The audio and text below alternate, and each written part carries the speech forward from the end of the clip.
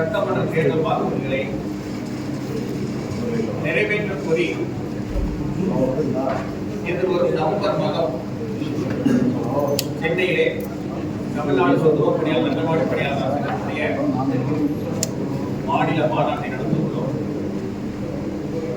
இன்றைய தினம் ஆளுகின்ற திராவிட மாடல் ஆட்சி சொன்னதை செய்வோம் செய்வதை சொல்வோம் என்ற தாரகை மந்திரத்தை படைத்தவர்கள். சொன்னதை செய்வோம் செய்வதை சொல்வது மட்டுமல்ல, சொல்லாததையும் செய்வோம் என்று வாசிப்பார்கள்.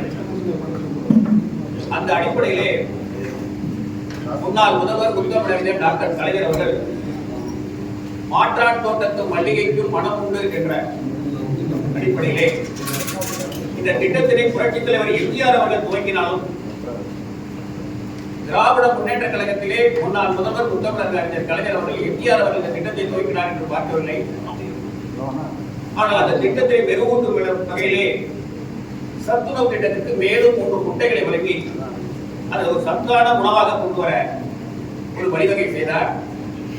சத்தான உணவாக மட்டுமல்ல, அந்த சத்துணவு திட்டத்தில் பணியாற்றக்கூடிய சத்துணவு பணியாளர்கள், அங்கன்வாடி பணியாளர்கள் இந்த திட்டத்தினுடைய பேக் போன், இந்த ஸ்கீமோட பேக் போன் என்றதை உணர்ந்து முன்னாள் முதல்வர் முத்தமிழறிஞர் கலைஞர் அவர்கள் நாள் ஒன்றுக்கு 1 ரூபாய் சம்பளம், நாள் ஒன்றுக்கு 2 ரூபாய் சம்பளம், நாள் ஒன்றுக்கு 5 ரூபாய் சம்பளத்தில் இந்த நிலைமையை மாற்றி இந்த வாழ்வாதார ஓய்வூதியம் என்பதனை சுதந்திர தினத்திலே கோட்டையிலே கொத்தளத்திலே கொடியேற்றி இன்றைய மாண்புமிகு தமிழக முதல்வரின் தகப்பனார் முத்தமிழறிஞர் கலைஞர் அவர்கள் நிறைவேற்றி தந்திருக்கிறார்கள் என்பதனை இந்த நேரத்திலே நாங்கள் நினைவூட்ட கடமைப்பட்டிருக்கிறோம்.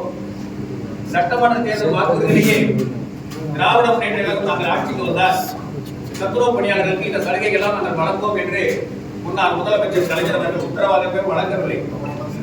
ஆனால் உத்தரவாதம் வழங்காவிட்டாலும் சொல்லாததையும் செய்த முன்னாள் முதல்வர் கலைஞர் அவர்கள் நாங்கள் சந்தித்த 8வது நாளிலே இந்த சத்துணவு பணியாளர்கள், அங்கன்வாடி பணியாளர்களுக்கு ஓய்வூதியம் என்ற பெயரில் மாற்றப்பட்டு வாழ்வாதார ஓய்வூதியம் என்ற புது பெயரை உருவாக்கி இந்திய வரலாற்றிலேயே இந்தியாவிலேயே எந்த மாநிலத்திலும் சுதந்திர தினத்திலே கோட்டையிலே கொத்தளத்தை கொடியேற்றி தமிழகத்திலே பணியாற்றக்கூடிய அரசு துறை பணியாளர்கள், அரசு துறையில் எந்த பணியாளர்களுக்கும் ஆசிரியர்களுக்கும் சுதந்திர தின முறையிலே சலுகைகள் அறிவித்ததாக வரலாறு இல்லை.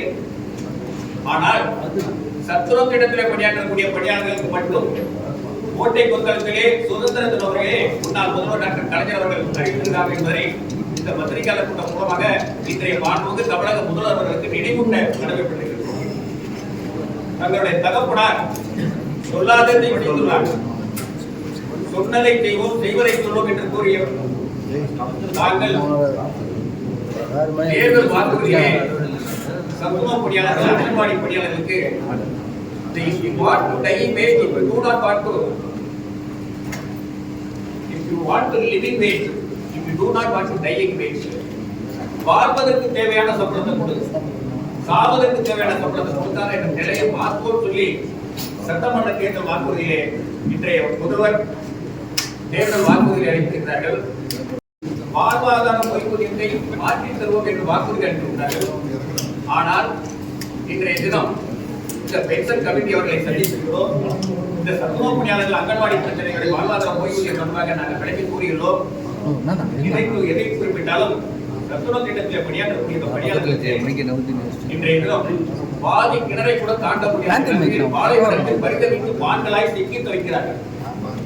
இந்த சத்துணவு பணியாளர்களுக்கு பதவி உயர்வு என்ற பெயரிலே அரசாணைகள் வழங்கப்பட்டு சத்துணவு திட்டத்திலே சத்துணவு மையங்களிலே ஏறத்தாழ 85,000 வாய்ப்பு இடங்கள் இதுவரை நிரப்பப்படாத ஒரு அவல நிலையில் இருக்கிறது. இந்த 85,000 வாய்ப்பு இடங்கள் நிரப்பப்படனால் சென்னை, மதுரை, கோவை, திருநெல்வேலி, மதுரை போன்ற மாநகராட்சிகளில் இருக்கக்கூடிய பள்ளிகளிலே ஏறத்தாழ 800-900 குழந்தைகள் பயன்படக்கூடிய பகுதிகளிலே ஒரு சத்துணவு ஆயா உணவையும் 12:50 மணிக்கு உணவு தயார் செய்து 900 முட்டையை அவித்து 900 முட்டை ஒரு சத்துணவு ஆயா உரித்து பணியாற்றக்கூடிய அவல நிலையிலே தள்ளப்பட்டிருக்கிறார்கள் என்பதை இந்த நேரத்தில் இந்த நிலையிலெல்லாம் மாற்ற வேண்டும் என்பதற்காக அடுத்த மாதம் சென்னையிலே மாநில மாநாட்டை ஏற்பாடு செய்துள்ளோம். மாண்புமிகு தமிழக முதல்வர் அவர்களை இந்த மாநாட்டிலே பங்கேற்க அழைப்பு கொடுத்துள்ளோம். மாண்புமிகு தமிழக முதல்வர் மட்டுமல்ல, இந்த சேப்பாக்கம் தொகுதியினுடைய சட்டமன்ற உறுப்பினரும் இன்றைய மாண்புமிகு தமிழக முதல்வர், துணை முதல்வர் மரியாதைக்குரிய உதயநிதி ஸ்டாலின் அவர்களை அழைக்கின்றோம். மரியாதைக்குரிய முதல்வர் அவர்களுடைய மனைவி திருமதி துர்கா ஸ்டாலின் அவர்களை கண்காட்சியை போக்குவதற்காக அழைப்பு கொடுத்துள்ளோம். கண்காட்சி என்றால் ஏறத்தாழ 18 சலுகைகளை மாமனார் அவர்கள் இந்த சத்துணவு பணியாளர்களுக்கு கடந்த காலங்களில் அறிவித்து வழங்கியிருக்கிறார்கள் என்பதனை கலைவாணர்களே கண்காட்சியாக வைத்து அதை குற்றுதலை கேட்ட நீங்களே வாருங்கள் என்று அழைப்பு கொடுத்துள்ளோம். இந்த செய்தி இந்த தருணம் மாநாடு ஒரு வெற்றிகரமான மாநாடாக அமையும் என்ற நம்பிக்கையில் இருக்கிறோம்.